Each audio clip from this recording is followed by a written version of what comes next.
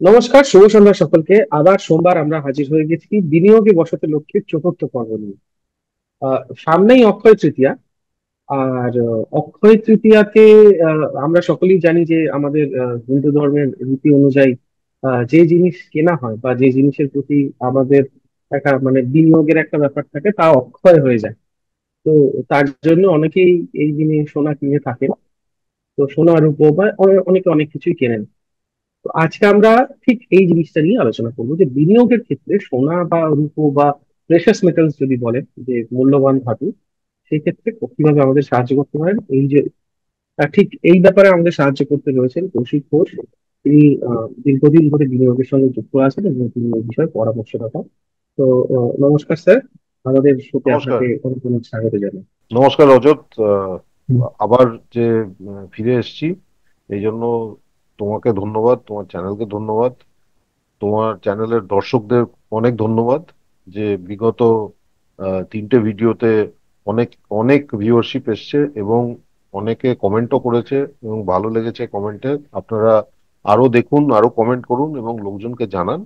আমাদের উদ্দেশ্য হচ্ছে বিনিয়োগের ব্যাপারটাকে খুব সহজভাবে বোঝানো বিভিন্ন জিনিস।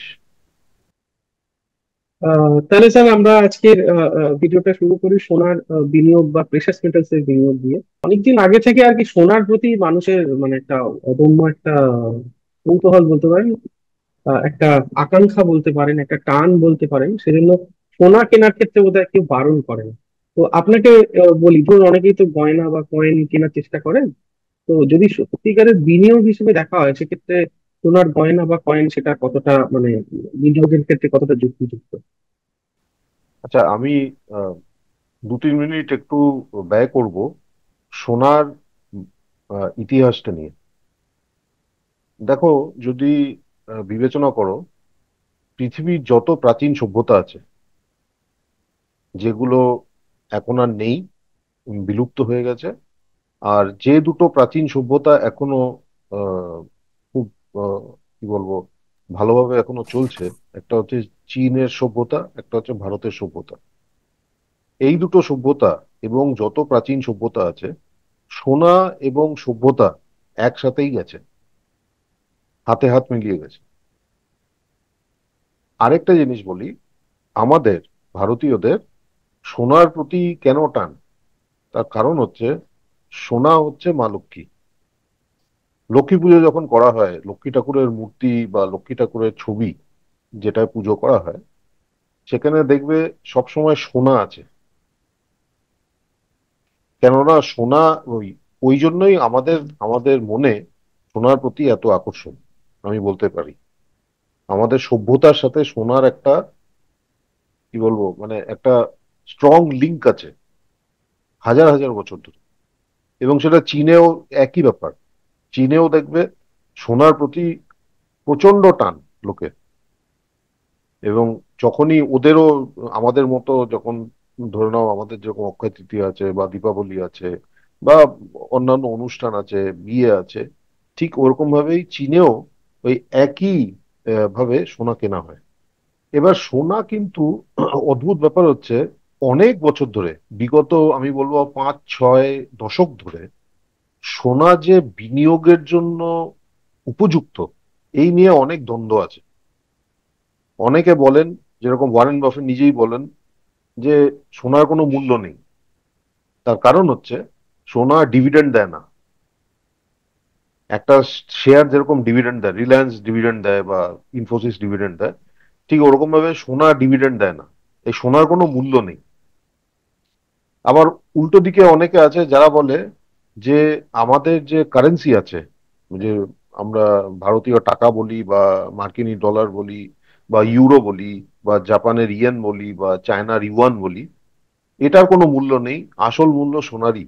তো দুদিকে মানে একজন যদি উত্তর মেরু হয় আরেকজন দক্ষিণ মেরু, সত্যিটা হচ্ছে মাঝখানে। হ্যাঁ, এটা ঠিক যে সোনা ডিভিডেন্ড দেয় না। এটাও ঠিক যে আমরা সোনার যে মূল্যটা নির্ধারণ করি, আমরা কিভাবে নির্ধারণ করি? এত টাকা 10 গ্রাম বা এত টাকা গ্রাম বা এত টাকা তোলা, তাই তো? আবার বিদেশে মানে আন্তর্জাতিক মার্কেটে বলে পার আউন্স। আউন্স হচ্ছে মানে মানে মোটামুটি 31 গ্রাম। হুম, ঠিক আছে, আমরা ওইভাবে সোনার মূল্যটা নির্ধারণ করি। কিন্তু অদ্ভুত ব্যাপার হচ্ছে, সোনা, আমার মনে আছে 2005-এ সোনা ছিল মোটামুটি 6,000 টাকা প্রতি 10 গ্রাম। ঠিক আজকে সোনা ঠিক। ধরে নাও 95,000 থেকে 1 লাখ টাকা প্রতি 10 গ্রাম এর মধ্যে ঘোরাফেরা করছে। আমি 24 ক্যারেট সোনার কথা বলছি। হ্যাঁ। হুম, সোনাটা কি কিছু পরিবর্তন হয়েছে সোনার? হয়নি। না। সোনা সোনাই আছে। ওই 24 ক্যারেট সোনা 2005 মানে 20 বছর আগেও যা কিনেছিলাম, ওই ওই সোনাটা কিন্তু ওই সোনাই আছে। তো হুম, দামটা বাড়লো কেন? এটা উল্টো ভাবে দেখলে তখন বোঝা যায় দামটা বেড়েছে আমাদের মুদ্রাস্ফীতির জন্য। আমাদের যে টাকা আছে, উল্টো ভাবে দেখতে হুম, হলে তখন 6,000 টাকায় আমি 10 গ্রাম কিনতে পারতাম। এখন হুম, 6,000 টাকায় 10 গ্রাম তো দূরের কথা, এখন 1 গ্রামও কিনতে পারবো না। ঠিক। তো এটা হচ্ছে মুদ্রাস্ফীতি, এটাকেই মুদ্রাস্ফীতি বলে। এবার ধরে নিন কেউ 10 গ্রাম সোনা 20 বছর আগে কিনেছে, সে তখন 6,000 টাকা ব্যয় করে কিনেছিল। আজকে আজকে সেই 10 গ্রাম সোনার মূল্য হচ্ছে, ধরে নাও কথার কথা, 95,000 টাকা। হুম, এবার লোকে বলবে, বাহ, আপনি তো ভালো বিনিয়োগ করেছেন। কুড়ি হুম। বছরে 6,000 থেকে 95,000, মানে প্রায় 16 গুণ হয়ে গেছে। 16 গুণ, হ্যাঁ। এ তো দারুণ, দারুণ। কিন্তু আমরা যখন সোনাটা কিনেছিলাম, আমরা কি বিনিয়োগের জন্য কিনেছিলাম? না, কিনেছিলাম হচ্ছে আমাদের যে, কি বলবো, আমাদের পুজো আর্চা বা আমাদের যে আহ, রন্ধ্রে রন্ধ্রে সোনার প্রতি আকর্ষণ আছে, সেটার হুম, জন্য কিনেছিলাম। হুম, এটাই হচ্ছে মোদ্দা কথা। আমরা কিন্তু সোনা কিনি না কোনোদিন বিনিয়োগের জন্য। এই যে বিনিয়োগ বিনিয়োগ সোনা নিয়ে বলে লোকে, ওটা কেন বলছে, তার কারণ হচ্ছে সোনার দাম চটচট করে বেড়ে যাচ্ছে, তাই জন্য। এবার ধরে নাও, আমি যে ফ্ল্যাটে থাকি সেই ফ্ল্যাটটা আমি কিনেছি। আমি কিনেছি, কথার কথা বলছি, 50 লাখ টাকায় কিনেছি। ধরে নাও, 5 বছর আগে কিনেছি। আজকে সেই ফ্ল্যাটের দাম হচ্ছে 70 লাখ টাকা। আমি লোকজনকে বলতে পারি আমার ফ্ল্যাট এখন আরো মূল্যবান হয়ে গেছে। হ্যাঁ, আমার ফ্ল্যাট মূল্যবান হয়েছে যদি আমি ফ্ল্যাটটাকে বিক্রি করি। আর যে ঠিক। 20 লক্ষ টাকার যে প্রফিট হয়েছে, সেটা আমার হুম, তখনই হাতে আসবে। আমি ফ্ল্যাটে আছি আর বলতে থাকছি আমার ফ্ল্যাট মূল্যবান হয়েছে, মূল্যবান হয়েছে, এটা বলে কোনো লাভ নেই। হ্যাঁ। ঠিক ওরকম ভাবেই সোনার ব্যাপারটা ওরকম ভাবে দেখতে হয়। কিন্তু কিন্তু একটা জিনিস মনে রাখতে হবে, এই মুদ্রাস্ফীতির জন্য কি হচ্ছে, প্রতি বছরে আমরা ওই একই টাকায় যা জিনিস কিনতে পারি সেটা কমে যাচ্ছে। এবং এই বিগত 6 মাস, 8 মাস, 1 বছরে সোনার প্রতি হঠাৎ এরকম একটা আকর্ষণ আন্তর্জাতিক বাজারে কেন এসছে, তার কারণ হচ্ছে মার্কিন ডলার। মার্কিন ডলার এত বছর ধরে, প্রায় 6 দশক ধরে ছিল, তাকে বলতো গ্লোবাল রিজার্ভ কারেন্সি। মানে হুম, আপনি, আপনার কাছে মার্কিন ডলার থাকলে আপনি যে কোনো দেশে যান, আপনি ওখানে বলতে পারেন যে আমি 100 মার্কিন ডলার দিলাম, আপনার যে লোকাল কারেন্সি সেটা, যে এক্সচেঞ্জ রেট আছে সেই অনুযায়ী লোকে চোখ বুজে আপনাকে টাকা দিয়ে দেবে। এটাই হচ্ছে গ্লোবাল রিজার্ভ কারেন্সি। হুম, কেননা সবাই মার্কিন ডলারে ব্যবসা করছে পৃথিবীতে। তাই জন্য কারোর পকেটে যদি মার্কিন ডলার থাকে, তাহলে সে যে কোনো কাউকে দিতে পারে, এবং যাকে দেবে সে নিয়েও নেবে, সে প্রশ্ন হুম, করবে না। কিন্তু ধরে নাও আমাদের ভারতীয় টাকা, আমরা গ্লোবাল রিজার্ভ কারেন্সি নই। তাই জন্য আমরা যখন বিদেশে বেড়াতে যাই, তখন কেন ডলারে চেঞ্জ করে নিয়ে যাই, বা ওখানকার কারেন্সিতে আমাদের চেঞ্জ করতে হয়, কেন করতে হয়? কেননা আমাদের কারেন্সি গ্লোবাল রিজার্ভ কারেন্সি নয়। সব জায়গায় হুম। আমাদের আমাদের ভারতীয় টাকা ওরা নেবে না। চলবে। ওরা বলবে আপনি ডলার দিন, বা আমাদের আমাদের যা আহ, মানে টাকার যে ইকুইভ্যালেন্ট আছে সেটা। ঠিক আছে, থাইল্যান্ডে গেলে বলবে বাট দিন, নয়তো ডলার হুম, দিন। মালয়েশিয়াতে গেলে বলবে রিঙ্গিট দিন। সিঙ্গাপুরে গেলে বলবে সিঙ্গাপুর ডলার দিন, বা ডলার দিন, এখনই ডলার আমি পাল্টে দিয়ে দিচ্ছি আপনাকে, কোনো প্রবলেম নেই। কিন্তু টাকা দেবেন না, টাকা আমি পাল্টাতে পারবো। তার কারণ হচ্ছে ও ঠিক। যদি টাকা ধরে রাখে, এবার হুম, ওকে অনেকদিন মানে অপেক্ষা করতে হবে, কেউ অন্য কেউ এসে টাকা চাইবে, তাই জন্য। আচ্ছা। ডলার কি প্রতিদিনই লোকে চাইছে আর দিচ্ছে, চাইছে আর দিচ্ছে। তাই জন্য এত বছর ধরে, বিগত 6 দশক ধরে কি হয়েছে, ডলারের প্রতি আকর্ষণ সবার হয়ে গেছে। 1971 অব্দি গোল্ড স্ট্যান্ডার্ড বলে একটা জিনিস ছিল। হুম। তখন একটা জিনিস ছিল হচ্ছে মার্কিন ডলার, তখনও গ্লোবাল রিজার্ভ কারেন্সির মতোই ছিল, কিন্তু মার্কিন ডলারের মানটা ছিল সোনার সাথে একটা লিঙ্ক ছিল ওটা। 1971 মার্কিন ডলার মানে 35 মার্কিন ডলারে 1 আউন্স সোনা, এটা হচ্ছে ইকুয়েশন ছিল, আচ্ছা। এটা হচ্ছে এক্সচেঞ্জ রেট। 1 আউন্স সোনা মানে হচ্ছে 31 গ্রাম। প্রায় 32 গ্রাম আর কি। হ্যাঁ, 32 গ্রাম। তো হুম। 32 গ্রাম সোনা হচ্ছে মার্কিন ডলার, মানে আমি যদি 35 মার্কিন ডলার দিই, তাহলে হুম। আমি 32 গ্রাম সোনা পাবো। বা হুম। আমি যদি 32 গ্রাম সোনা দিই, আমি 35 মার্কিন ডলার। 35 মার্কিন ডলার পাবো, হ্যাঁ। এটার এটার এই নির্ধারিত মূল্যের উপরই হুম।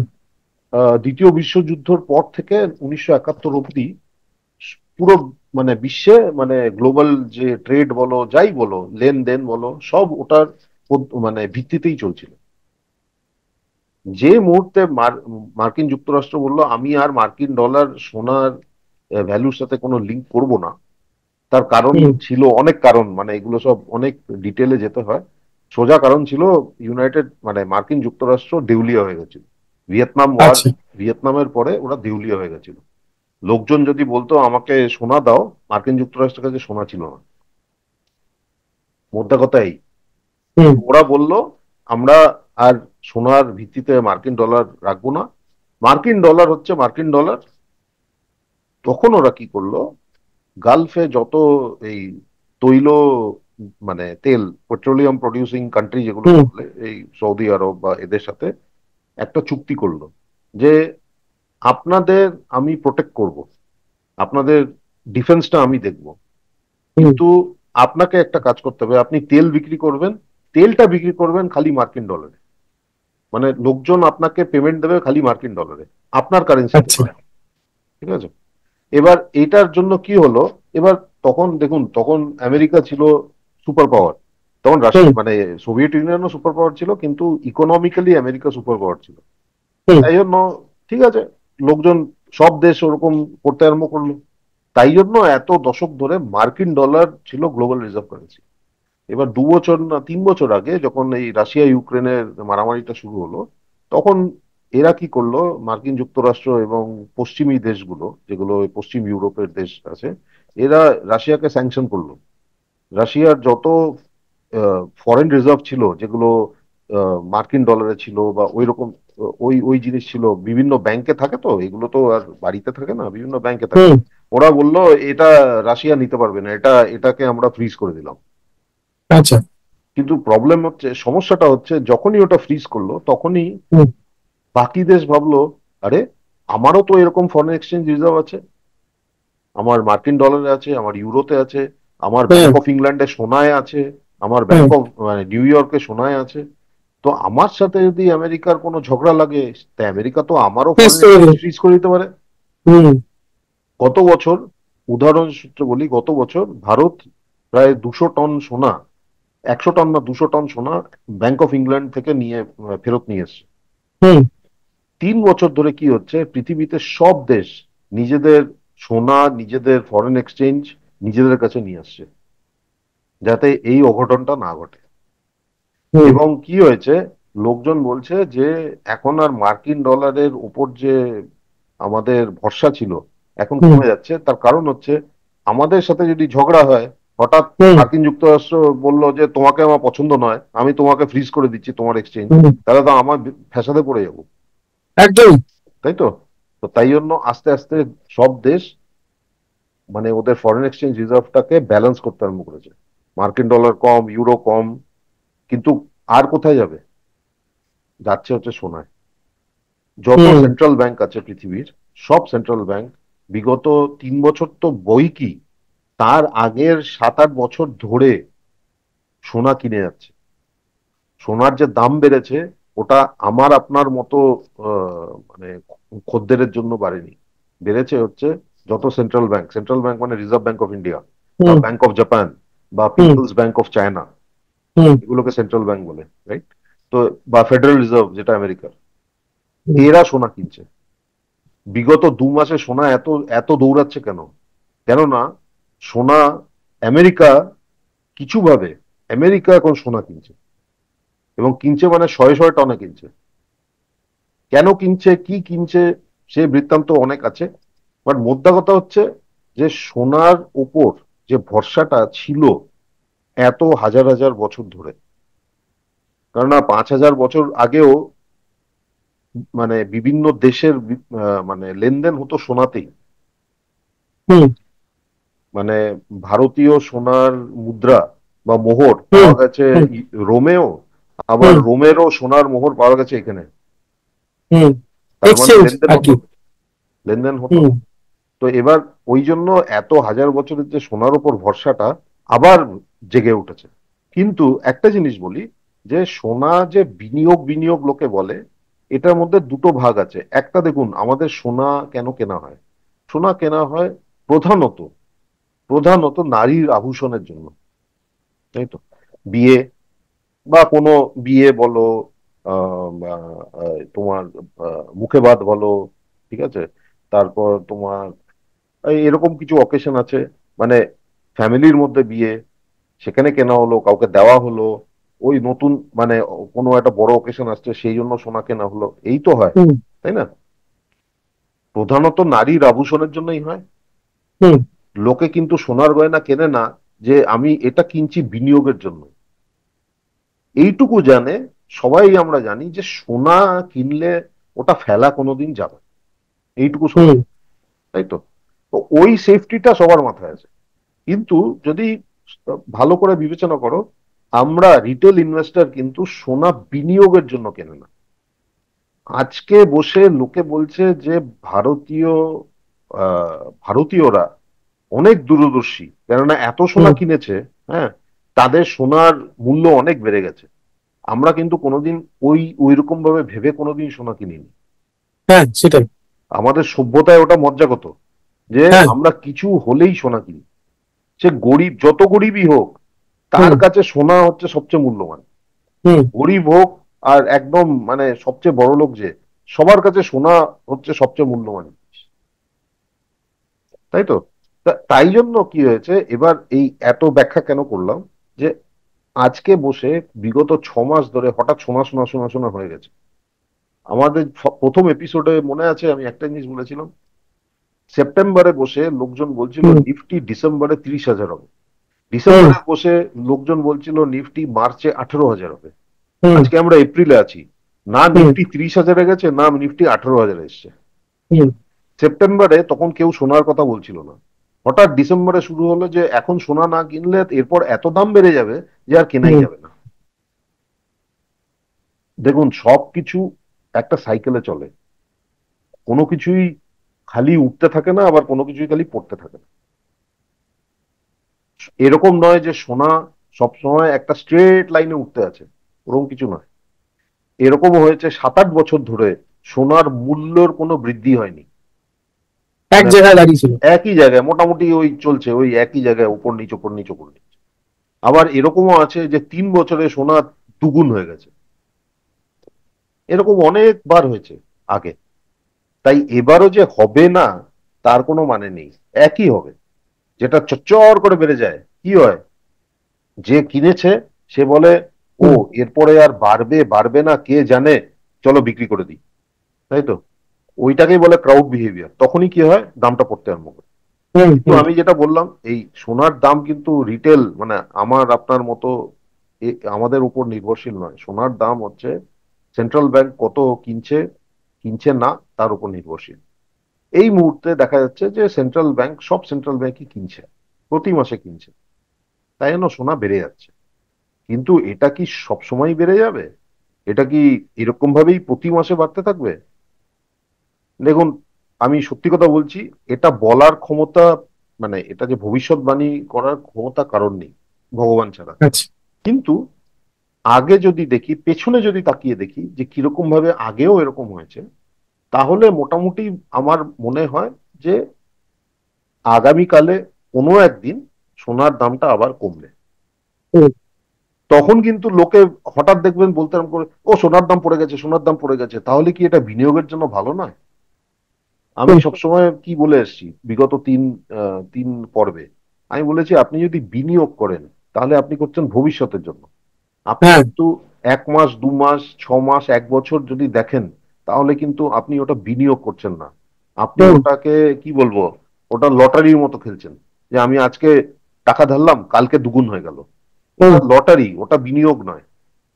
আপনি যদি বিনিয়োগের ক্ষেত্রে দেখতে চান তাহলে নিশ্চয়ই আপনি সোনা কিনতে পারেন, কিন্তু যেরকম লোকে বলে যে আপনি যদি আপনার ধন সম্পদ যদি বাড়াতে চান তাহলে ইকুইটি কিনুন, এটার মানে এটা নয় যে খালি ইকুইটি কিনুন।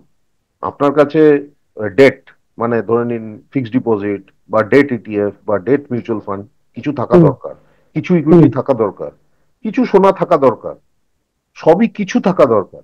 এটাকে বলে অ্যাসেট অ্যালোকেশন। কোনো হুম। কিছুই যে আমি আমার অ্যাবসলিউট কাছে, কিনে ফেলা উচিত না। হ্যাঁ, আমার কাছে 1 কোটি টাকা আছে, আমি পুরো এক হুম। কোটি টাকা শেয়ার মার্কেটে ঢেলে দিলাম, আর শেয়ার মার্কেটে ঢেলে দিলাম তাও আবার দুটো শেয়ারে, ওটাকে তুক্কাবাজি বলে, ওটা ওটা অ্যাসেট অ্যালোকেশন নয়। আমার কাছে এক ঠিক। কোটি টাকা আছে, কিছু আমার কাছে এফডি আছে যেটা সুরক্ষিত, আমি জানি ভালো ব্যাংকে এফডি করেছি সুরক্ষিত, ওটা আমি জানি কম রিটার্ন দিচ্ছে, কিন্তু আমি জানি ওই রিটার্নটা একদম মানে আমি জানি গ্যারান্টিড রিটার্ন। আজীবন পাওয়া যাবে। হ্যাঁ, যতক্ষণে আমি দেখেছি ওই ইন্টারেস্ট রেটটা আমি পাবো। মার্কেটে আমি যেটা দিয়েছি, আজকে আমি কিনেছি, কালকে যে দাম পড়বে না এটা আমার কাছে জানা নেই, কালকে একেবারে। যে দাম উঠবে না তাও জানা নেই, তাই তো? এবার সেরকম ভাবেই সোনা, এবার আমরা দেখুন একটা অদ্ভুত জিনিস আছে, আমরা কিন্তু এই যে বিনিয়োগ আর প্রফিট এই সবগুলো আমরা বিবেচনা করি যখনই আমাদের হাতে থাকে। হাতে থাকে মানে কি, আমি আজকে বিক্রি করতে পারলাম কালকে কিনতে পারলাম, এগুলো জিনিস। অদ্ভুত ব্যাপার হচ্ছে, আমি আমার বাড়ির বা ফ্ল্যাটের উদাহরণ দিচ্ছি, আমি যে ফ্ল্যাটে আছি ওটা যদি রোজ আমি পেপার খুলে দেখি, আচ্ছা আজকে স্কোয়ার ফিট কত রেট আমার এলাকায়, মানে প্রতি মাসে দেখছি, ও আমার ফ্ল্যাটের দাম বেড়ে গেছে, আমার ফ্ল্যাটের দাম বেড়েছে তো আমি কি করব, আমি তো এখানে আছি, ওটা বেড়েছে বলে হ্যাঁ আমার ভালো লাগছে যে বেড়েছে, কিন্তু তার বেশি তো আর কিছু নয়, আমি তো বিক্রি করছি। না, সেটা তো ঠিকই। ঠিক সোনাটা কিন্তু ওই রকমই, আমরা যখন সোনা কিনি তখন কিন্তু কেউ ভাবে না যে আমি সোনা বিক্রি করব। আমি আমি অনেক জায়গায় আমি কাজ করেছি, অনেক মার্কেটে কাজ করেছি, আমি এইটা আমি জানি, এবং কলকাতার স্বনামধন্য জহুরির কাছে একদম সোনা, যে যারা সোনা বিক্রি করতে আসেন মনে রাখবেন তাদের আর কোনো উপায় নেই, তাই জন্য তারা সোনা বিক্রি করতে আসছে। এবং উনি আমাকে বলেছিলেন যে ওই জন্য যারা সোনা বিক্রি করতে আসে তাদের আমরা আলাদাভাবে খুব ভালোভাবে আমরা হ্যান্ডেল করি, কেননা তাদের সাইকোলজিতে তখন হচ্ছে আমার কাছে এটা শেষ সম্বল, আমি সোনাটা যে বিক্রি করছি মানে আর সম্বল আমার কাছে নেই। তাই জন্য লোকে বলে না যে সোনা তো কেউ কেনে বিক্রি করার জন্য নয়। হ্যাঁ, একদম। সোনা আছে, এটা খুব ভালো, নিশ্চয়ই থাকা দরকার, কিন্তু সোনা যে কেনা হয় বিনিয়োগের জন্য, আমার মনে হয় রিটেল ইনভেস্টরের জন্য আমরা বিনিয়োগ কথাটা ভেবে সোনা কিনি না কোনোদিন। প্রথমত ঠিক। আমরা কিনি হচ্ছে নারীর আভূষণের জন্য। হুম। এখন মানে ছেলেরাও আমরাও আংটি পরি, চেন পরি, ওইসব গুলো আছে, কিন্তু প্রধানত নারীর আভূষণের জন্য। এবং আমাদের এখানে আমাদের সভ্যতায় মজ্জাগত আছে যে সোনা মানে মা লক্ষ্মী, তোমার বাড়িতে সোনা থাকা দরকার, হুম। যেরকম বাড়ি পরিষ্কার থাকা দরকার, লক্ষ্মী ঠাকুর যাতে বাড়িতে থাকেন, পুজো হুম। করা দরকার যাতে উনি খুশি হন, এগুলো আমাদের হুম। রীতি। ঠিক ওরকম ভাবেই সোনাটা হুম। কেনা আমাদের রীতি। না হলে অক্ষয় তৃতীয়াতে খালি সোনা সোনা কেন লোকে করে? অক্ষয় তৃতীয়া মানে কি, ওই দিনে যা কিছু আপনি কিনতে পারেন, হুম। মানে ওই অক্ষয় তৃতীয়া, দশেরা আর দিওয়ালি এই 3টে দিন আছে ক্যালেন্ডারে, ওই দিনে মানে পুরো দিনে সময়টা হচ্ছে শুভ কেনাকাটার জন্য। তো সোনা হুম। নিয়ে কেন লোকে পড়ে, ধনতেরাসে কেন পড়ে সোনা নিয়ে? হ্যাঁ। কেননা ওই দিন হচ্ছে ওই আমাদের কাছে শুভ মানেই সোনা, তাই জন্য। হ্যাঁ। সমর্থ। তাই তো? তো এই একদমই। পরিপ্রেক্ষিতে আমি বলবো যে দেখুন আপনি যদি বিনিয়োগের জন্য সোনা কেনেন নিশ্চয়ই কিনতে পারেন, এবং সেটা অনেক ভাবে আপনি কিনতে পারেন, খালি যে গহনা কিনবেন মানে আপনি দোকানে গিয়ে তা নয়, অনেক অন্যভাবেও কেনা যায়। সেটা আমি এখনই আমি বলে দেবো, আমি একটা ছোট প্রেজেন্টেশন দেখিয়ে দেবো, যেটা আমার প্রেজেন্টেশন দেখাতে একটু সুবিধা হয়, মানে ওই মানে না হলে দর্শকদের বোঝাতে আমার হয়তো অসুবিধা হবে, যেরকম ঠিক। এতক্ষণ ধরে কথা বলছিলাম কিছু না দেখিয়ে। তো এখন আমাকে যদি 5-7 মিনিট দাও, আমি একটা ছোট্ট প্রেজেন্টেশন দেখিয়ে নিচ্ছি। একদম তাহলে একদম নিশ্চয়ই। আমার মনে হয় যত তোমার প্রশ্ন আছে, আহ, যে তার সোনা উত্তরটা পাওয়া যাবে। কিরকম ভাবে কেনা উচিত, বিনিয়োগের ভাবে কিরকম ভাবে দেখা উচিত, রূপো দেখা উচিত কি উচিত নয়, এই হুম। সবগুলোর আমি একটা সদুত্তর দেওয়ার প্রচেষ্টা করছি। দেখা যাচ্ছে হ্যাঁ এটা যা লেখা আছে লোকে তো পড়তেই পারবেন, মানে দর্শক হ্যাঁ হ্যাঁ। বৃন্দ পড়তেই পারবেন। তবুও আমি সংক্ষেপে বলে দিই। আমি যেরকম আগে বলছিলাম, মুদ্রার ক্ষয় ক্ষমতার মুদ্রার ক্রয় ক্ষমতার সত্য পরিমাপ হচ্ছে সোনা। এটাকে ইংলিশে বলে স্টোর অফ ভ্যালু, আচ্ছা মূল্য সঞ্চয়। আচ্ছা। যেরকম আমি বললাম 6,000 টাকা হুম 10 গ্রাম, হুম 6,000 টাকা দিয়ে আমি 10 গ্রাম কিনতে পারছিলাম 20 বছর হুম, আগে। আজকে 6,000 টাকা দিয়ে কিন্তু এক 1 গ্রামও কিনতে পারছি না। ঠিক। তার মানে যে টাকার মূল্য, সেটা হুম। সেটা হ্রাস হয়ে গেছে। সোনার পুরো সোনার মূল্য একই হয়ে গেছে। একই আছে। হ্যাঁ হ্যাঁ। আচ্ছা, আরেকটা জিনিস হচ্ছে সোনার দাম হচ্ছে আন্তর্জাতিক বাজারে নির্ধারণ করা হয়। তাই জন্য যদি কেউ বলে এটার মূল্য এই, আন্তর্জাতিক বাজারে প্রতিটা দেশে একই সময় একই মূল্য, আচ্ছা। ওটা হচ্ছে সোনা। সেরকম রূপোরও আছে। সোনাটা সোনা সোনা বলে আমি সোনার কথা বলছি। সব সরকারের ঘাটতি অর্থায়ন, মানে ডেফিসিট ফিনান্সিং যেটাকে বলে। হুম আমার আয় কম, আমার ব্যয় বেশি। হুম সরকারের তো সবসময় তাই হয়, হুম। রাজ্য সরকার হোক কেন্দ্রীয় সরকার হোক, সবারই একই অবস্থা। একই। হ্যাঁ, তারা খরচা বেশি করছে তাদের আয়ের চেয়ে বেশি। তার বিভিন্ন কারণ আছে, রাজনৈতিক কারণ আছে, যে বিভিন্ন কারণ। এটা এই এই আলোচনার পরিপ্রেক্ষিতে কিছু বলার নেই। তবে তার মানে কি বলবো, তার রেজাল্টটা কি হচ্ছে? তার রেজাল্ট হচ্ছে মুদ্রাস্ফীতি। হুম মুদ্রার ক্রয় ক্ষমতা ক্রমশ হ্রাস হয়ে যাচ্ছে। কিছু জায়গায় ক্রমশ, কিছু জায়গায় খুব হুম। তাড়াতাড়ি। যেরকম জিম্বাবুয়ে বা ভেনেজুয়েলা, বা কিছুদিন আগে অব্দি আর্জেন্টিনা, বা বেলজিয়াম, এখন টার্কি। আর্জেন্টিনা। এখন টার্কি টার্কির হ্যাঁ। টার্কির বার্ষিক মুদ্রাস্ফীতি হচ্ছে 50%। হ্যাঁ। তার মানেটা কি, এক বছরে আমার কাছে 100 টাকা থাকলে, বা 100, মানে টার্কিশ লিরা বলে ওদের যে কারেন্সি, ওটা এক বছরের মধ্যে ওটার ভ্যালু হচ্ছে 50। তো মুদ্রাস্ফীতি, এই এইটাই হচ্ছে সমস্যা মুদ্রাস্ফীতি নিয়ে, যে আমার কাছে যতই থাক ওটার কিন্তু মূল্য কমে যাচ্ছে। হুম। তাই জন্য লোকে বলে বিনিয়োগ করতে।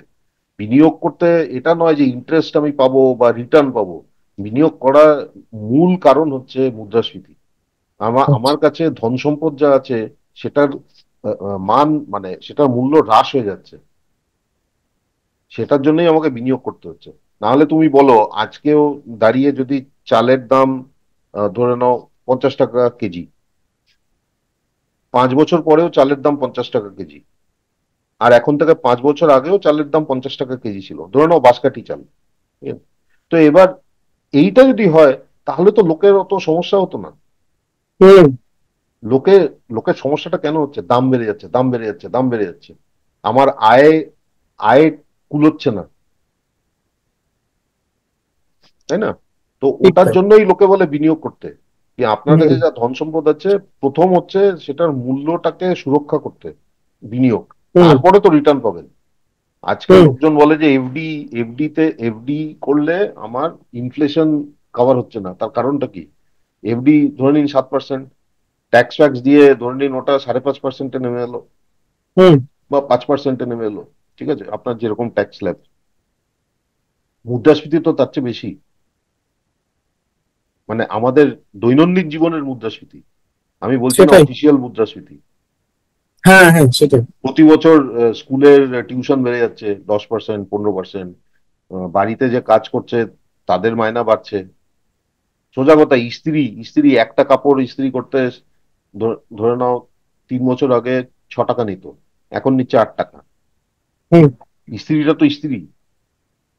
তো 3 বছরে 20% বেড়ে গেছে। এবার হুম। ওটা ডিভাইড করে দেখো মুদ্রাস্ফীতি কত, তাই না?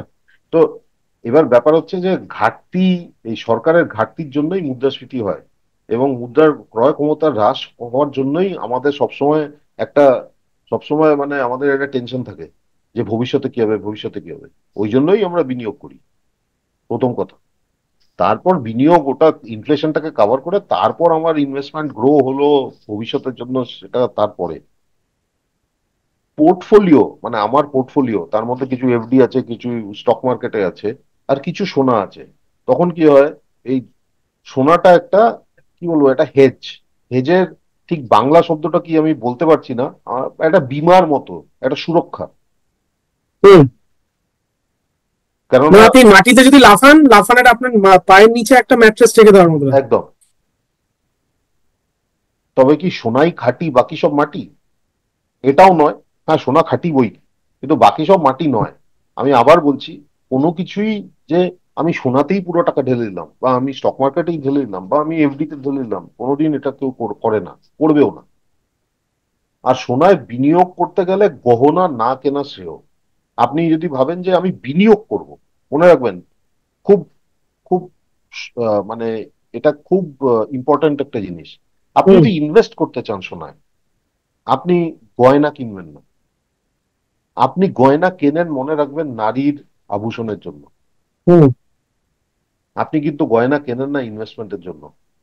মানে আমি বিগত 20 বছরের উপর হয়ে গেছে, ওই বড় বড় প্রতি বছরই একটার সাথে করি, ওই একটা মান্থলি স্কিম করি, এখনো করি। হুম। যে প্রতি মাসে এত টাকা দিলাম, তারপর ধরে নিন কোনো অকেশন এলো, অ্যানিভার্সারি এলো বা এরকম হলো, তো আমার স্ত্রীকে একটা কিছু কিনে দিলাম। সেটা যখন একসাথে অত টাকা দিতে হয়, তখন সমস্যাটা হয়। মাসে মাসে সমস্যা নেই। আমি 12 মাস বা 10 মাস এরকম ওই ওদের স্কিমে জমা করে তারপর একটা ভালো জিনিস কিনতে পারলাম। যখন এটা করি, এটা তো করি না যে বিনিয়োগ করছি, এটা করি বউকে খুশি রাখার জন্য, সোজা কথা। হুম। ঠিক আছে, একটা অকেশন আসছে, কিছু একটা কিনে দিতে পারবো, তাই জন্য। তাই না? গয়না কেনার ক্ষেত্রে মানে প্রতিবন্ধকতাটা কি, মানে যদি একটুখানি দেখো, বুঝিয়ে বলেন গয়না আমাকে তো। কেনার ক্ষেত্রে প্রতিবন্ধকতা একটাই হচ্ছে, মেকিং চার্জ। হুম। একটা যদি গয়না কিনতে যাও এখন তো, মানে ওরা বাধ্যতামূলক, ওদের হ্যাঁ। দেখাতে হয় যে সোনা কত আছে। 22 ক্যারেট ধরে নাও, 24 ক্যারেটের তো গয়না হয় না, 22 ক্যারেটের হয় ধরে নাও। ওটা কত গ্রাম সোনা আছে, এবং হুম। মজুরি কত বানানোর। হ্যাঁ। দেখবে মজুরি কিন্তু, মানে কোনো প্রায় কোনো টোয়েন্টি ক্ষেত্রে পার্সেন্ট 20%, কোনো ক্ষেত্রে 40%ও আছে, দেখবে দাম। তো তার মানে কি, আমি আমি একটা গয়না কিনলাম 1 লাখ টাকায়, তার কিন্তু 20,000 টাকা তো মজুরিতেই চলে গেল। চলে গেল, আমার হ্যাঁ কাছে সেটাই। আমি কিনলাম সোনা 80,000 টাকা ধরে নাও, হ্যাঁ। একদম কথার কথা, কিন্তু আমি 1 লাখ টাকা দিয়ে 80,000 টাকা সোনা কিনলাম। তাই জন্য বলি, বিনিয়োগ করতে গেলে সোনার গয়না কিনবেন না। আপনি সোনার গয়না কেনেন না কোনোদিন বিনিয়োগের জন্য। ওটা হুম। হচ্ছে, ওটা একটা সেকেন্ডারি এফেক্ট। হ্যাঁ, আমার কাছে আচ্ছা। সোনা আছে, আমি হুম তাই হুম। জন্য শান্তি আছে আমার কাছে। ঠিক আছে? আর এবার দেখুন, মানে অনেক শহরেই আছে যে গয়না লকারে চলে যায়, গয়না কিনে লকারে চলে যায়, অকেশনে আবার লকার থেকে বের করে 2-3টে পিস গয়না পরে আবার যেই হয়ে গেল আবার লকারে চলে গেল। ঠিক। তাই না?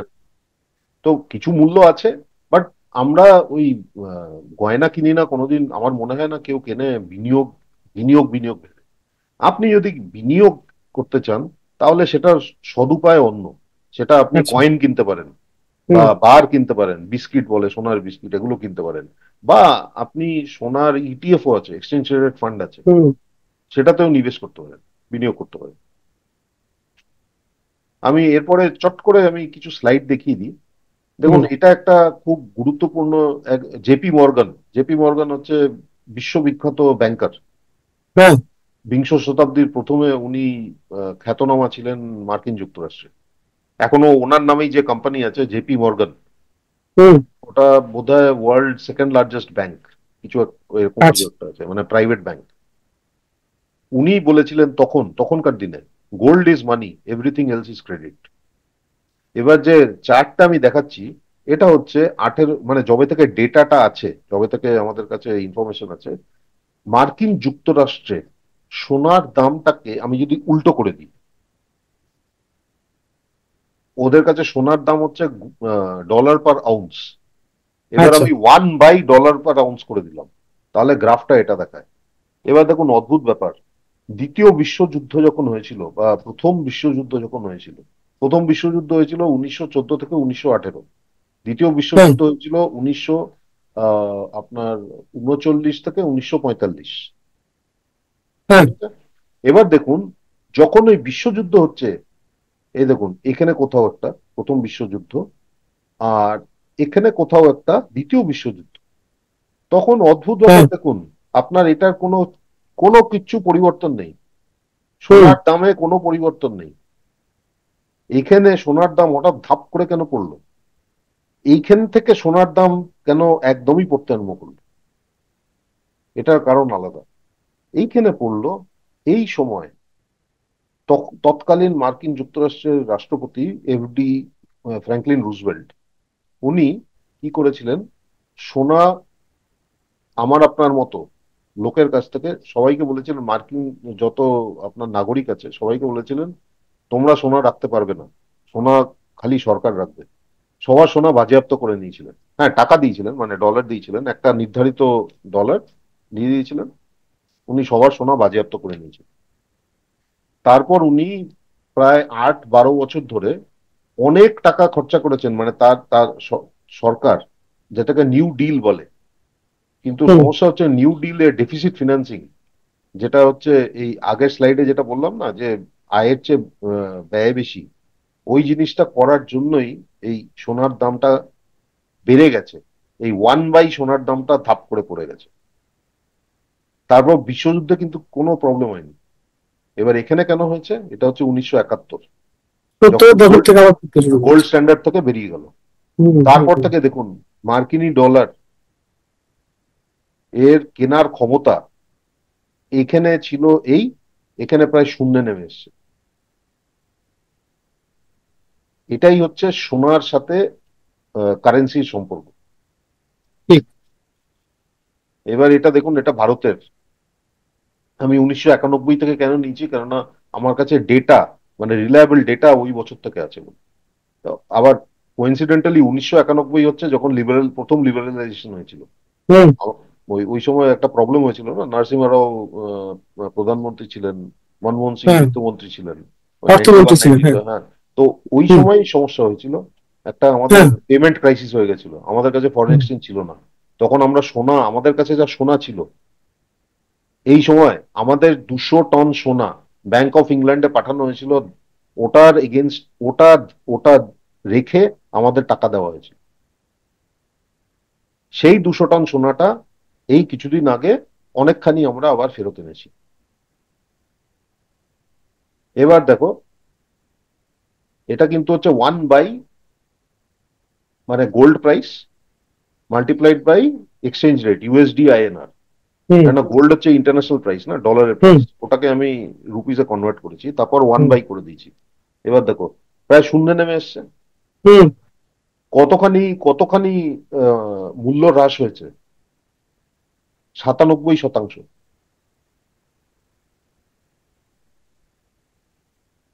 এটা হচ্ছে 2000 সাল থেকে। এখানে দেখো 95% মূল্য হ্রাস। এটা হচ্ছে 2015 থেকে 73% মূল্য হ্রাস। এটা হচ্ছে 2020, 5 বছর। হ্যাঁ, 5 বছরে দেখো 55% মূল্য হ্রাস। সোনার দাম বাড়েনি, টাকার টাকার মূল্য দাম কমে কমে গেছে। গেছে। ঠিক। এবার আমি বলি বিনিয়োগ। এটা হচ্ছে নিফটি 50, যেটা আমাদের হুম। স্টক মার্কেটের। এবার দেখো, এটা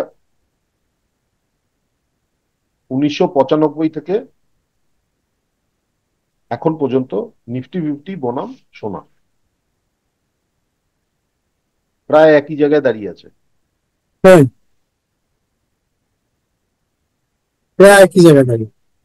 এটা হচ্ছে 2000 থেকে। এখানে কিন্তু সোনা নিফটি 50-র উপরে চলে গেছে, কিন্তু মধ্যখানে দেখো অনেক জায়গায় ছিল যেটা নিফটি 50 সোনার উপর, অনেক জায়গায় হচ্ছে সোনা নিফটি 50-র উপর। এটা হচ্ছে 2015 থেকে। হুম এখানেও কিন্তু সোনা নিফটি 50-কে বিট করে গেছে। হুম এটা হচ্ছে 2020 থেকে। এখানে নিফটি 50 সোনাকে বিট করে গেছে। তাই জন্য আমি যেটা আগেও অনেকবারই বলেছি, বিগত পর্বেও বলেছি, আপনারা কোনোদিন ওই বিনিয়োগটা করেন হচ্ছে ভবিষ্যতের জন্য। আপনি খালি এই হুম। যে কত রিটার্ন আসছে, কত রিটার্ন আসছে, এটা যদি রোজ দেখতে থাকেন, তাহলে কিন্তু আপনার বিনিয়োগ ওই ভবিষ্যতের জন্য কোনোদিন হবে না। বিনিয়োগ ঠিক। করার উদ্দেশ্যই হচ্ছে আমি আজকে ঢেলে দিলাম, যদি ঠিক জায়গায় ঢালি এবং ঠিক দামে কিনি, তাহলে ভবিষ্যতে আমার এটা বৃদ্ধি হবেই হবে। এবার দেখুন, ঠিক। যারা বলছে যে সোনা, তো সোনা এই 1995 থেকে 2000 থেকে 2015 থেকে সোনা, মানে এত বছর ধরে কেউ যদি ধরে রাখতো আর সেই ডেট থেকে যদি নিফটি ফিফটি ধরে রাখতো, তাহলে সোনা হুম। আমাকে বেশি রিটার্ন দিয়েছে। হ্যাঁ। কিন্তু কেউ যদি 2020 থেকে, এই এপ্রিল 2020 থেকে ধরে রাখতো, তাহলে হুম। নিফটি ফিফটি আমাকে বেশি রিটার্ন দিয়েছে। তার হুম। মানে কি ঠিক। সোনা ভালো নয় আর নিফটি ফিফটি খারাপ? না, এরকম কিছুই নয়। কেননা আপনি দুটোই তো ভালো। পুরো টাকাটা কোনোটাতেই ঢালবেন না, না? আপনি হ্যাঁ। তো কিছুটা এখানে কিছুটা ওখানে ওরম ভাবেই ঢালবেন। এবার মজার কথা হচ্ছে, জানুয়ারি 2024 থেকে ডিসেম্বর 2024-এ কেউ যদি ফিক্সড ডিপোজিট রাখতো, তাহলে কিন্তু ফিক্সড ডিপোজিট নিফটি ফিফটির ওপরে দিয়েছে রিটার্ন, বেশি দিয়েছে। এবার বলুন, ফিক্সড ডিপোজিট কি স্টক মার্কেটের চেয়ে বেটার, মানে ভালো? ওই রকম ভাবে কোনোদিন কম্পেয়ারও করতে নেই, কোনোদিন বলতেও নেই। কারণ ওটাই কি হয়, ওটা হচ্ছে ওই রোজ যেরকম টিভি চ্যানেল বলে না, আজকে মার্কেট উপরে চলে যাচ্ছে, আবার পরশু বলবে আজকে মার্কেট নিচে চলে যাচ্ছে। আরে আমি আজকে আর কালকের জন্য তো বিনিয়োগ করছি না, আমি তো ভবিষ্যতের জন্য করছি। আমার আজকে কি হলো একদম। কালকে কি হলো সেটা নিয়ে আমার মাথা ব্যথা নেই। এবার আমি বলি, যেটা আমি বলছিলাম যে সোনা কিরকম ভাবে বিনিয়োগের জন্য করতে পারেন। এই কিছু সাইট আছে, আমি আপনাকে এগুলো পাঠিয়ে দেবো, আপনি ওই ডেসক্রিপশনে দিয়ে দিতে পারেন। এগুলো যেমন তানিস্ক, মাই ডিজি গোল্ড হচ্ছে সেনকো গোল্ডের, এমএমটিসি হচ্ছে গভর্নমেন্ট অফ ইন্ডিয়ার এন্টারপ্রাইজ, ওটা একটা সুইস সোনার রিফাইনারের সাথে একটা জয়েন্ট ভেঞ্চার আছে, এমএমটিসি প্যাম্প। এমএমটিসিটা হচ্ছে গভর্নমেন্ট অফ ইন্ডিয়া, আর প্যাম্প হচ্ছে Swiss refiner. DG gold, save gold, Augmont, হুম। এগুলো হচ্ছে প্রাইভেট কোম্পানি ভারতেই। হুম। এবার দেখুন, তানিষ্কের যে সোনাটা, তানিষ্কে যে ডিজি গোল্ড কেনেন, ওটার হুম। সোনা কিন্তু এই ডিজি গোল্ডই ম্যানেজ করে। আচ্ছা। তো আপনি তানিষ্কেও কিনতে পারেন, আবার ডিজি গোল্ডের ওদের ডাইরেক্টলি গিয়ে ওয়েবসাইটেও কিনতে পারেন। আচ্ছা। এরকম সেভ গোল্ডও সেই একই ডিজি গোল্ডের মতো, হুম। অগমন্টও এরকম। এর মধ্যে আপনি যদি সবগুলোতে লগ ইন করে দেখেন, সবগুলোতে কিছু না কিছু দামের পার্থক্য আছে সেই 24 ক্যারেট সোনার জন্য, সোনার। এটার কারণ আছে। এক, ট্যাক্স নয়, ট্যাক্স সবার জন্য এক। এটা হচ্ছে কার মার্জিন বেশি, কার মার্জিন কম। এমএমটিসি তে দেখবেন বেশি দাম, ডিজি হুম। গোল্ড এ দেখবেন কম দাম। তার মানে কি ডিজি গোল্ডের সোনা খাঁটি নয় আর এমএমটিসি সোনা বেশি খাঁটি? না। এমএমটিসি তে কি, ওটা সুইস কোম্পানির সাথে টাই আপ। এবার ওদের কিছু কিছু ওদের স্ট্যান্ডার্ড আছে, সেই অনুযায়ী ওরা স্ট্যান্ডার্ড করার জন্য, মেনটেন করার জন্য ওই সোনার দামটা বেশি। তো এবার আপনি যে কোনো কেউ এইসব ওয়েবসাইটে গিয়ে করতে পারেন। আপনার যদি মনে হয় না এগুলো আমার দরকার নেই, আপনি যে কোনো ভালো জহুরির কাছে গিয়ে আপনি সোনার কয়েনও কিনতে পারেন। এটা ডিজিটাল ওয়ার্ল্ডে কি হয়, আপনার কাছে কয়েন আসছে না, আপনি যখন চান ওটাকে ওদের বলে দিতে পারেন, একটা মেকিং চার্জ লাগিয়ে ওরা পাঠিয়ে দেবে। আর আপনি যদি সোনার কয়েন কিনতে চান, তাহলে যে কোনো জুয়েলার মানে জহুরির কাছে গিয়ে সোজা সাপটা কিনতে পারেন। সোনার কয়েনের মেকিং চার্জ সবচেয়ে কম, মানে গয়নার তুলনায় সোনার কয়েন বা বার, এটার মেকিং চার্জ সবচেয়ে কম। আরেকটা আসছি হচ্ছে গোল্ড বা সিলভার ইটিএফ। আমি রূপোর কথায় আসছি, এতক্ষণ ধরে খালি শোনা শোনা করে যাচ্ছি। এটা আমি শার্পলি বলে একটা ওয়েবসাইট আছে, ওই স্ক্রিনার, ওখান থেকে আমি ডেটাটা নিয়েছি। এটা 2-3 দিন পুরনো ডেটা। তবে ওখানে আমি সোর্স দিয়ে দিচ্ছি, sharply.in, ওখানে গিয়ে আপনি দেখতে পারেন যে গোল্ড আর সিলভার ইটিএফ কি কি আছে। আমি তুলনামূলক বিবেচনাটা, মানে ব্যাখ্যাটাও করে দিয়েছি। দেখুন, যেগুলো হলুদে লেখা আছে সেই ইটিএফ হুম। গুলো হচ্ছে এক্সপেন্স রেশিও সবচেয়ে কম, ট্র্যাকিং এররও সবচেয়ে কম। তার মানে আচ্ছা। এক্সপেন্স রেশিও কম মানে হচ্ছে ওদের খরচা কম, আর ওদের ট্র্যাকিং এরর কম মানে হচ্ছে সোনার, ধরে নিন আজকে সোনার দাম 1% বাড়লো, ওই সোনার ইটিএফ এর দাম ধরে নিন, যেখানে ট্র্যাকিং এরর হচ্ছে মাইনাস, এই ট্র্যাকিং এরর হচ্ছে 0.25%, ওখানে হুম। ওই ইটিএফ এর দাম বাড়বে হচ্ছে 99.75%। আচ্ছা। মানে 0.9975%, 1% যদি বাড়ে সোনার দাম, ঠিক আছে? তো ওটাকে ট্র্যাকিং ট্র্যাকিং এরর বলা হয়। অবশ্য আরেকটা জিনিস দেখতে হবে, লিকুইডিটি, মানে যেটা তরলতা, মানে ওটায় রোজ লেনদেন এত হচ্ছে তাই জন্য ওটা লিকুইড। তো সবচেয়ে লিকুইড ইনস্ট্রুমেন্ট হচ্ছে গোল্ড বিজ আর সিলভার বিজ। অ্যাভারেজ ডেইলি টার্নওভার সবচেয়ে বেশি। গোল্ড বীজ দেখুন অ্যাভারেজ ডেইলি টার্নওভার কোটি টাকা হচ্ছে 200 কোটি টাকা, আর সিলভার বীজ হচ্ছে 86 কোটি টাকা। মানে গোল্ড বীজ সবচেয়ে বেশি টার্নওভার, আর সিলভার বীজ সবচেয়ে বেশি টার্নওভার। কিন্তু সমস্যা হচ্ছে ওদের ট্র্যাকিং এরর বেশি, আর এক্সপেন্স রেশিও হুম। বেশি তুলনামূলক। আচ্ছা। তো আপনি এবার দেখুন, আমরা তো আর মানে কিলো কিলো সোনা বা রূপো কিনছি না, আমরা ছোটখাটো কিনি। তো ওটাই আপনি বিবেচনা করে দেখতে পারেন যে কোথায় কিনবেন। এগুলো সবই হচ্ছে মোটামুটি এদের অ্যাসেট আন্ডার ম্যানেজমেন্ট 200 কোটি টাকার ওপর ধরে আমি এটা স্ক্রিনারটা করেছি। তো এই হচ্ছে আমার প্রেজেন্টেশনের শেষ। আমি এটা এবার বন্ধ করে এবার আসি রূপোর ব্যাপারে। আপনি জিজ্ঞেস হুম। করছেন যে রূপো বা অন্য মূল্যবান ধাতু যেরকম প্ল্যাটিনাম আছে বা প্যালাডিয়াম আছে। হুম। এবার দেখুন, সোনা সোনা, রূপো রূপো, প্ল্যাটিনাম প্ল্যাটিনাম, প্যালাডিয়াম প্যালাডিয়াম। আহ, আপনি যদি দামের দিক থেকে দেখেন তাহলে সোনাই সবচেয়ে মূল্যবান। প্ল্যাটিনাম সোনার চেয়েও মানে কম পাওয়া যায়, কিন্তু হুম। প্ল্যাটিনামের দাম তো অত নয়। তা কারণ কি? দেখুন, সবকিছুর কারণ হচ্ছে ডিমান্ড আর সাপ্লাইয়ের উপর। হুম। মূল্যবান ধাতুতে প্রথম জিনিসই মাথায় আসে হচ্ছে সোনা। হুম, একদম। তার আরেকটা কারণ হচ্ছে সোনা পাওয়া যায় কম, হুম। প্ল্যাটিনামও কম পাওয়া যায়। কিন্তু প্ল্যাটিনাম আর সোনার মূল্যতে পার্থক্য কেন? কেননা সোনার ডিমান্ড বেশি। আচ্ছা, এবার আসি রূপোয়। রূপো সোনার মতোই মূল্যবান ধাতু, কিন্তু রূপোর দাম এত কম কেন? তার দুটো কারণ আছে। একটা হচ্ছে রূপো অনেক পাওয়া যায়, সোনার পরিপ্রেক্ষিতে অনেক বেশি পাওয়া যায়। আর দ্বিতীয় কথা হচ্ছে রূপো, মনে রাখবেন, রূপোর দামের যে ওপর নিচ হয় না, রূপো কিন্তু ইন্ডাস্ট্রিয়াল মেটেরিয়াল হিসাবে খুব ব্যবহার হয়, হ্যাঁ। হুম। ইলেকট্রনিক্সে প্রচুর ব্যবহার হয়। রূপো একদম। ছাড়া উপায় নেই, হুম। সোনা ছাড়াও উপায় নেই। আপনার একটা পিসিবি, ধরুন মোবাইলের ভেতরই, মোবাইল থেকে সোনা রূপো পাওয়া যায়, পুরনো মোবাইল যেগুলো একদম ফেলে দেওয়া হয় না, ওখান থেকে সোনা রূপো গলিয়ে বের করে সেটা আবার সোনা রূপোতে রূপান্তর করে সেটা আবার বিক্রি করা হয়। এটা একটা বিরাট আচ্ছা। ইন্ডাস্ট্রি। তো এবার ব্যাপার হচ্ছে রূপোর দাম কম, তার কারণ হচ্ছে রূপো আমাদের কাছে, এক হচ্ছে আমরা অত মূল্য দিই না, দ্বিতীয় হচ্ছে ওটা অনেক বেশি পাওয়া যায়, হুম। আর তৃতীয় হচ্ছে রূপো, সোজা কথা, রূপো হচ্ছে ইন্ডাস্ট্রিয়াল মেটেরিয়াল, সোনা হুম। হচ্ছে প্রেশাস মেটাল। প্রেশাস মেটালে সোনা রূপো প্ল্যাটিনাম প্যালাডিয়াম আছে, কিন্তু হুম। শীর্ষে সোনা। হুম। তার কারণ আমি বলবো ওই একই, ওটা 5,000 বছরের সভ্যতার সাথে সোনা যুক্ত। আগে রূপোর কয়েনও পাওয়া যেত, হ্যাঁ। কয়েনও পাওয়া যেত, কিন্তু সোনা সোনা। এখন কিছু করার নেই। এখন লোকে বলতে পারে যে কেন এরকম, এটা তো হওয়া উচিত নয়। আর যেটা আছে সেটা নিয়ে আমরা এখন কিছু করার নেই। সোনা সোনাই, রূপো রূপোই। একেবারে। হ্যাঁ। একেবারে। আরেকটা জিনিস হচ্ছে সোনা এমন জিনিস, পৃথিবীর যে প্রান্তে যান, আপনি যদি একটা সোনার কয়েন নিয়ে যান, সেটা সার্টিফিকেটও না থাকে, ওখানেই টেস্ট করে ওরা যদি দেখে এত ক্যারেট সোনার পিউরিটি, ওখানে তৎক্ষণাৎ আপনাকে ওর ন্যায্য দাম দিয়ে দেবে, এবং সেই একদম। দামটা সেই দিনকার আন্তর্জাতিক মানের অনুযায়ী। প্ল্যাটিনাম ও তাই দেবে, কিন্তু সমস্যা হচ্ছে প্ল্যাটিনাম প্যালাডিয়াম অত তরলতা নেই, লিকুইডিটি নেই। হুম। মানে কেউ যদি কেনে তাকে তো ভবিষ্যতে বিক্রি করতে হবে, বিক্রিও তাকে করতে তো হবে সেটা। খদ্দের পেতে হবে, হ্যাঁ। খদ্দের নেই অত, তাই জন্য দাম কম।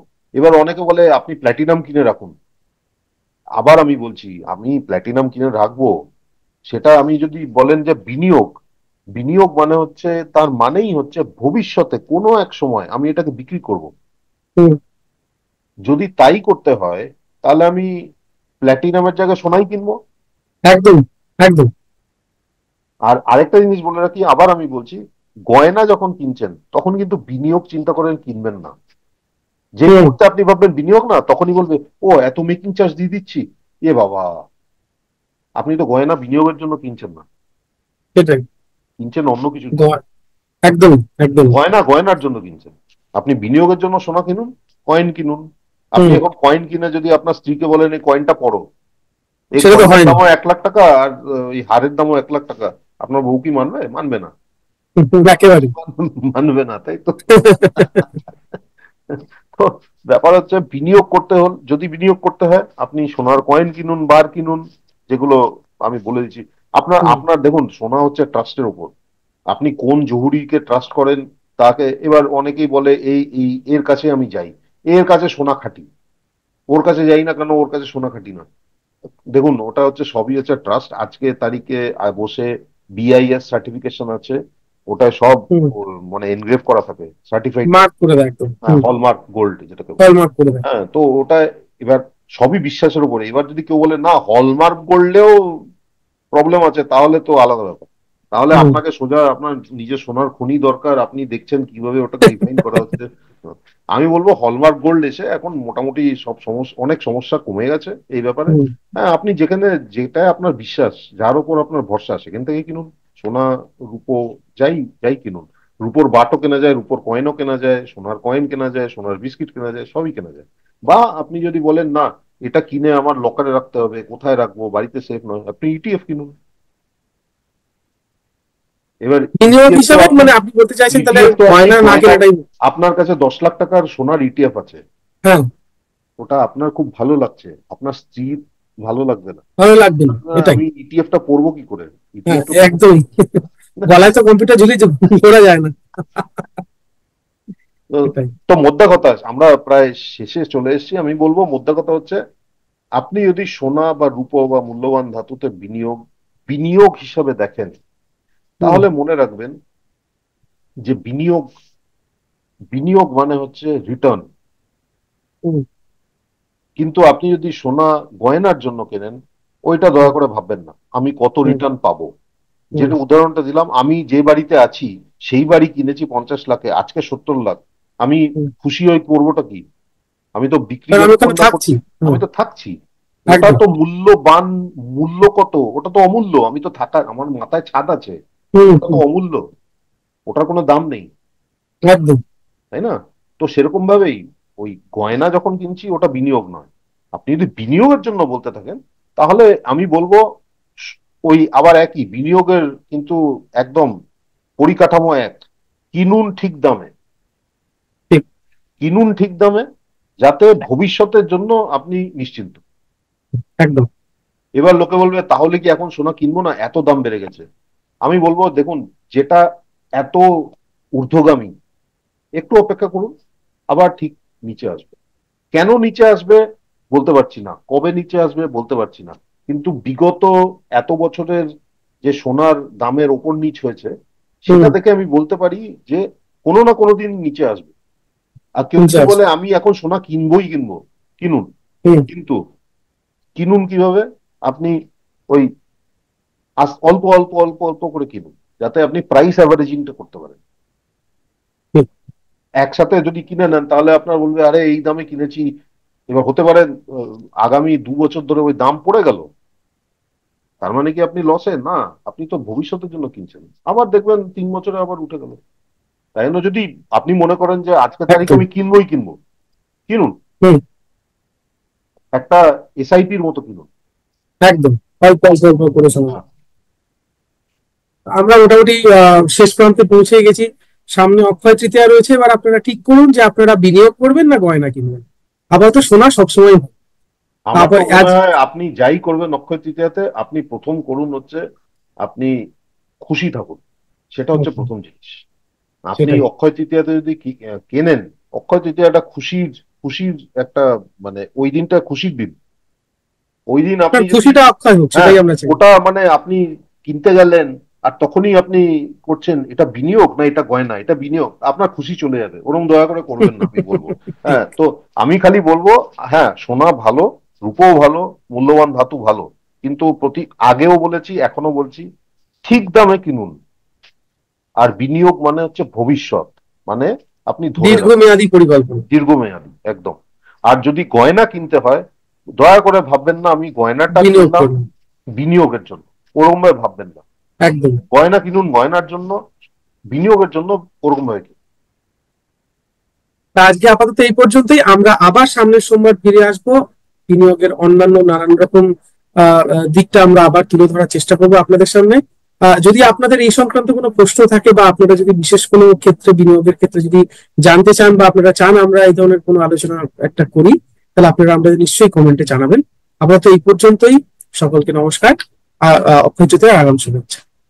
আমাদের ভিডিও ভালো লাগলে লাইক এবং শেয়ার করুন। কমেন্ট সেকশনে গিয়ে জানান আপনাদের মতামত।